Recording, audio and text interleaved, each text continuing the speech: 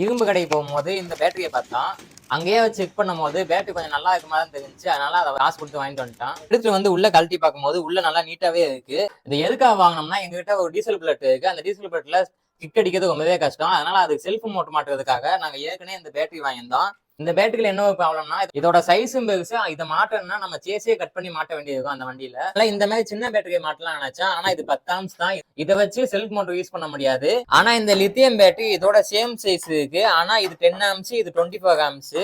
நம்மள இதை மாட்டினாலே போதும். கதையெல்லாம் நல்லா தான் இருக்கு, ஆனா எல்லா பேட்டரி வேலை செய்யணுமே. ஃபர்ஸ்ட் நம்ம மல்டிமீட்டர் வச்சு பேட்டரியோட சார்ஜை ஒவ்வொன்றா செக் பண்ணி பார்ப்போம். இதுல இருந்து கீழே 3.7 வாங்கணும். இந்த பேட்டரி 3.7, இந்த பேட்டரி 3.7. ஆனா வந்து நம்மளுக்கு ஒரு 7 வோல்டேஜ் கிட்ட வரணும். ஆனா 3 தான் வருது. அப்ப இங்க இருந்து இங்க வச்சு பார்த்தோம்னா நம்மளுக்கு 5 வோல்ட் வருது. அப்ப வந்து பேட்டரி கொஞ்சம் நல்லா இருக்க மாதிரி தான் தெரியுது. நம்ம இந்த அவுட்புட் லைன்ல செக் பண்ணி பார்ப்போம்.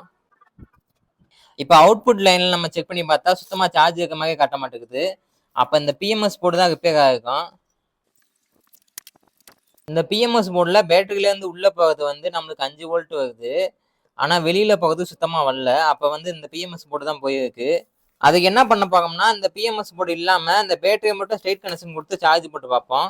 எங்க கிட்ட இருக்க சால்ட்ரின் வந்து வாட்ஸ் கம்மி. இதை வச்சு நம்ம இதை கழட்ட முடியாது. அதனால நம்ம இதை கொஞ்சம் சூடு பண்ணிட்டு நம்ம கழட்டினோம்னா ஈஸியா கழண்டு வந்துடும்.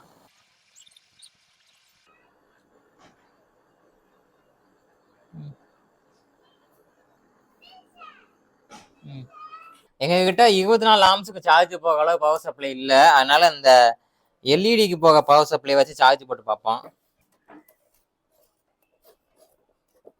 இது என்னதான் 50 ஆம்ஸ்ன்னு போட்டிருந்தாலும் இதை போட்டா சார்ஜ் ஏக மாட்டேங்குது. அதனால இந்த கம்ப்யூட்டர்ல வர பவர் சப்ளை யூஸ் பண்ணா இதுலயும் 15 ஆம்ஸ்ன்னு போட்டு இருக்கு. ஆனா இதுலயும் சார்ஜ் ஆகல. அப்புறம் நாங்களே ஒரு டிரான்ஸ்ஃபார்மர் வச்சு சார்ஜை ரெடி பண்ணோம். இதுல சார்ஜ் போடும் போது தான் அந்த பேட்டரி சார்ஜ் ஆயிடுச்சு. இது மூணுமே 12 வோல்ட் தான்.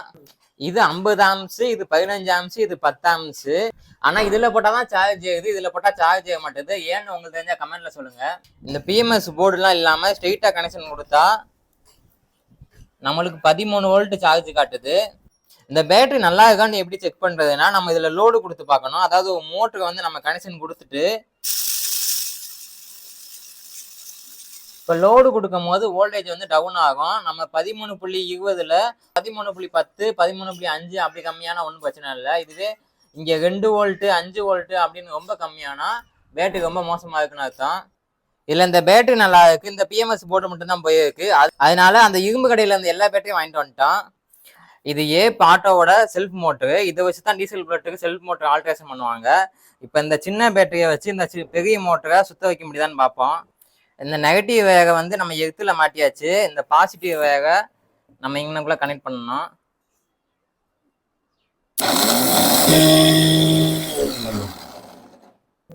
இவ்வளவு பவர்ஃபுல்லான மோட்டரே சுத்த வச்சுக்கிச்சு. ஆனா அந்த வயர் மட்டும் ஹீட் ஆகுது. நம்ம கொஞ்சம் பெரிய வயர் போடணும். இதெல்லாம் வச்சு நாங்க எலக்ட்ரிக் பை பண்ணலாம்னு இருக்கோம். வேற என்னென்ன பண்ணலான்ட்டு உங்களுக்கு தெரிஞ்சா கமெண்ட்ல சொல்லுங்க.